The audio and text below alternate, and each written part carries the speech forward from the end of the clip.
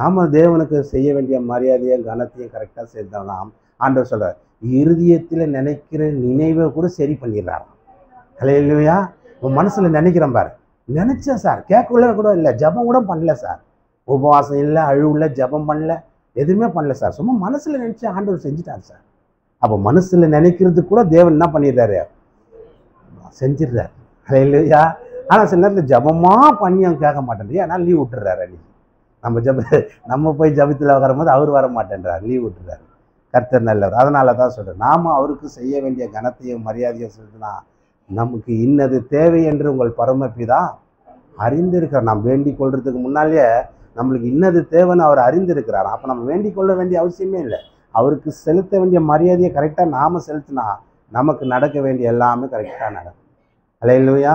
இந்த உலகம் பார்த்தீங்களா, லஞ்சம் இல்லாமல் கொடுக்க வேண்டியதை கொடுத்தா நடக்க வேண்டியது நடக்குது சார். அல்லேலூயா. பிரதருக்கு நல்லா தெரியும் இல்லை பிரதர், கொடுக்க வேண்டியதை கொடுத்தா நடக்க வேண்டியது நல்லா நடக்குது சார் அப்படின்றாங்க. அது மாதிரி தேவனை நம்ம இந்த உலகத்துக்கு அப்படின்னாக்கா அப்போ கடவுள் பாரு, அவருக்கு செலுத்த வேண்டிய கனத்தையும் மகிமையும் மரியாதையும் முக்கியத்துவத்தையும் நாம் செலுத்திட்டா நமக்கு செய்ய வேண்டியது அவர் ஜெபமே பண்ண தேவையில்லைங்க. ஆட்டோமேட்டிக்காக மனசில் நினைக்கிறதெல்லாம் அவர் நிறைவேற்றும் மன விருப்பத்தை நிறைவேற்றுகிற தேவன். அல்லேலூயா. அதனால் இதெல்லாம் எனக்கு ரொம்ப பிடிக்கும் பாரு. அதனால் நான் அவர் என்னென்ன செய்யணுமோ செய்டுவேன், அவருக்கு என்னென்ன செலுத்தணுமோ செய்யணுமோ அது சரி. ஏன்னா மனசுக்குள்ள நான் நைட்டில் படுத்துக்கினே யோசனை பண்ணினே படுக்கிறேன் பாருங்கள், காலையில் எழுந்து பார்த்தா மறுநாள் பார்த்தா அதெல்லாம் நிறைவேறும் பாருங்க. அப்பாடா சோத்திர ஆண்டவரே, அல்லேலூயா.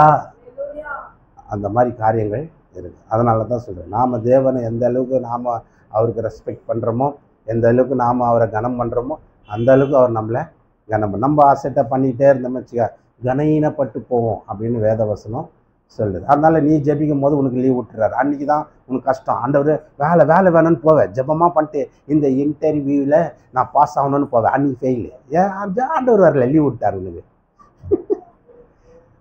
ஆண்டவர் பார்த்தியாருன்னு ஆண்டவரை குறை சொல்கிறது தெரியாது. நாம் கரெக்டாக நடந்துக்கிட்டா கடவுளை நமக்கு கரெக்டாக. புனிதனுக்கு அவர், மாறுபாடு உள்ளவனுக்கு அவர், அவ்வளோதான். அதுதான் விஷயம். இதெல்லாம் இந்த ரகசியத்தை தெரிஞ்சுக்கிட்டால அவர்னா புனிதனுக்கு புனிதனாகவும் மாறுபாடு உள்ளவனுக்கு மாறுபாடு உள்ளவராகவும் தோன்றுகிறார். அப்போனா நாம் கரெக்டாக இருந்தால் அவர் நமக்கு ஜென்டலாக நடந்துக்கார். நம்ம நடந்துக்கிட்டாக்கா கடவுள் நம்மளுக்கும் அதான், புனிதனுக்கு அவர் புனிதனாகவும் மாறுபாடு உள்ளவனுக்கு அவர் மாறுபடுகிறவராகவும். நீ ஏடாகுடமாக இருந்தால் அவரும் ஏடாகுடமாக உனக்கு காட்சி. நீ ஆண்டவருக்கு முன்னாடி ஆண்டவரே பயபக்தி வச்சேன், நல்ல நம்ம பையன் பாருங்க செய் அப்படின்னு ஆர்டர் கொடுத்துருவார். எல்லாம் நம்மளுக்கு சக்ஸஸாக மாறும், வெற்றி உள்ள வாழ்க்கை வாழ்வோம். அல்லேலூயா. அதனால் இந்த சத்தியங்கள்லாம் நான் அறிஞ்சிக்கிட்டதுனால்தான் ரொம்ப கேர்ஃபுல்லாக இருப்பேன், ரொம்ப உஷாராக இருப்பேன். எந்தெந்த காரியத்தில் எப்படியெல்லாம் செய்யணுமோ அப்படியெல்லாம் நம்ம செஞ்சோம்னா நமக்கு வெற்றி. அல்லேலூயா.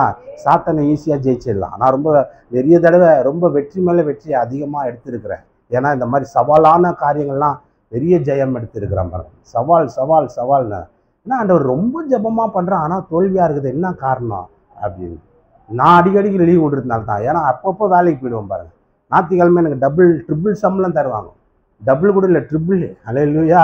2500 3000 ஒரு நாளைக்கு. அதுவும் என்ன அவங்க சொல்கிற டைம் 9 o'clock to 4 o'clock, அவ்வளோதான். 9லேருந்து 4 வரைக்கும் சாப்பாடு டீ காஃபி எல்லாம் பஸ் பேர் முதல் கொண்டு தராங்க. சம்பளம் 2500, 3 மடங்கு எனக்கு.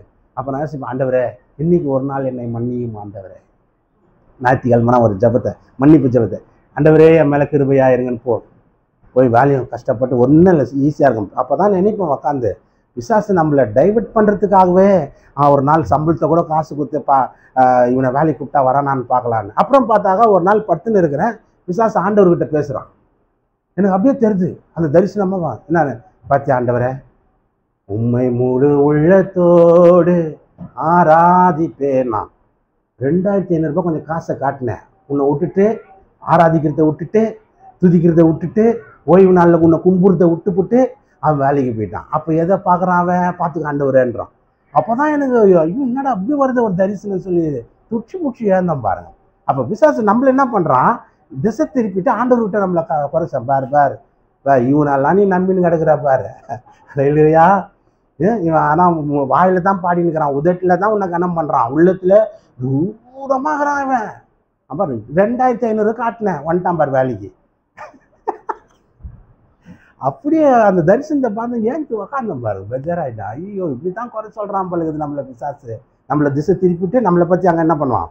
அதாவது சொல்லுவாங்க என்ன, குழந்தையும் என்ன அழகாக சொல்கிறீங்க பாருங்க, குழந்தையும் கிள்ளி விட்டு தொட்டிலையும் ஆட்டுற மாதிரி ஆகும். நம்மளுக்கும் ஏதாவது ஒன்று காரியத்தை இன்னைக்கு வா நாற்று நடு, உனக்கு பாரு 2 சம்பளம் தானே, 500 ரூபா நீ போனால் நாற்று நட்டா 500 ரூபான்னு காட்டுறான். அங்கே போய் நீ பாவம் வெயிலில் நட்டுன்னு இருப்பேன். அங்கே ஆண்டவர்கிட்ட பற்றி ஆண்டவரை இதெல்லாம் நீ ஜபத்தை கேட்டுனுக்கிற, நீ பார் ஒரு 2 சம்பளம் கொடுக்குறன்னா வந்துடுச்சு பற்றியா, இது எங்கேருந்து ஒன்று முழுசாக துதிக்க போகுது, உள்ளத்தோடு இருந்து மனசாரந்து உள்ளத்தின் நிறைவிந்து எங்கே அதெல்லாம் சும்மா ஆண்டவரை பார்த்துக்க அப்படின்னு. அப்போ ஆண்டவர் என்ன பண்ணார்? ஃபீலிங் ஆகிடும். இதை நம்பி நம்ம பிசாசுக்கிட்ட சவால் விட்டுருவேன், என் குழந்தை, என் பிள்ளை, என் விசுவாசி, நான் இதெல்லாம் நாத்தை விட என்ன பெருசாக நினைக்கணும்னு பார்த்தா பிசாசுக்கு முன்னால் என்னை அவமானப்படுத்துதுப்பா இது அப்படின்னு ஆண்டவரும் என்ன தம்பி புரியுதா?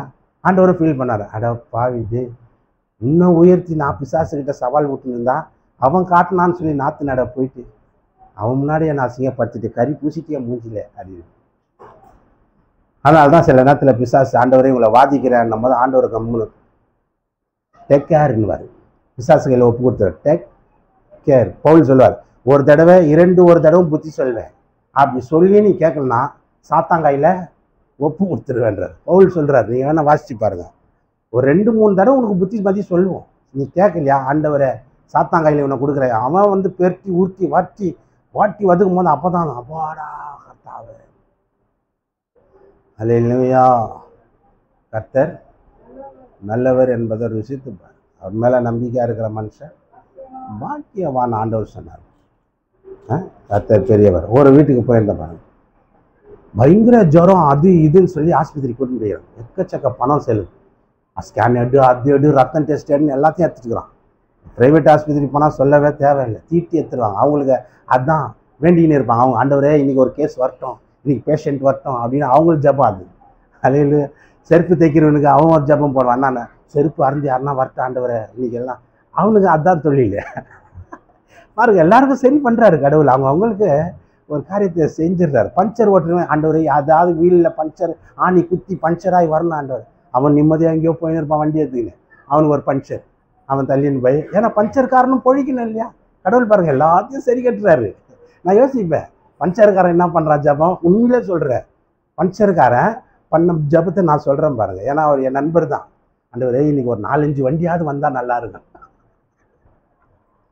நல்லா இருக்கிற வண்டியை பஞ்சர் அவனுக்கு வேண்டுதல். ஆண்டவரே ஒரு 4-5 வண்டி வந்தால் தான் எனக்கு குழப்புன்னு பஞ்சருக்காரன் யோசனை பண்ணி பாருங்க. அப்போ டாக்டர் ஜபம் பண்ணுறாரு, என்ன ஜபம் பண்ண, ஆண்டவரே ஒரு 4-5 பேஷண்ட் வந்தால் தான் கிளினிக் ரன் பண்ண முடியும் அப்படின்னு அவர் ஒரு ஜபம். அப்போ ஏதாவது ஒரு நோயை கொடுத்து, அப்போ இதெல்லாம் என்னென்னா அது தசம பாகம் காணிக்க சந்தா கட்டாத கேஸ் எல்லாம் இப்படி எடுத்துன்னு போய் செலவு பண்ண வச்சிடுறது. ஏன்டா வீண் செலவு ஆகுதுன்னு பார்த்தா இதுதான் விஷயம். இந்த தசம பாகம் சரியாக கட்டாதது, சந்தா செலுத்தாதது எல்லாம் எத்தனை போய் ஏதாவது தெருக்கோடியோ ஊர்கோடியோ ஆக்கி விட்டுறாரு. கர்த்தர் நல்லவர். இதெல்லாம் நம்ம பார்க்குறோம். நம்ம கரெக்டாக செஞ்சானா ஈசாக்கு விதை விதைத்தான், நஷ்டமே இல்லைங்க, லாபம் 100 மடங்கு லாபத்தை எடுத்தான். 100 மடங்கு அறுவடை செய்தான். அப்படின்னா 100 மடங்கு லாபத்தை, ஒரு பூச்சி அடிக்கல, ஒரு மருந்து அடிக்கல, ஒரு எந்த ஆழம் வச்சு கலகல பிடுங்கல, 100 மடங்கு லாபம். அதான் ஏன்னா கர்த்தருக்கு கீழ்ப்படிஞ்ச கர்த்தர் சொல்கிறபடி செஞ்சா 100 மடங்கு லாபம். இல்லையா?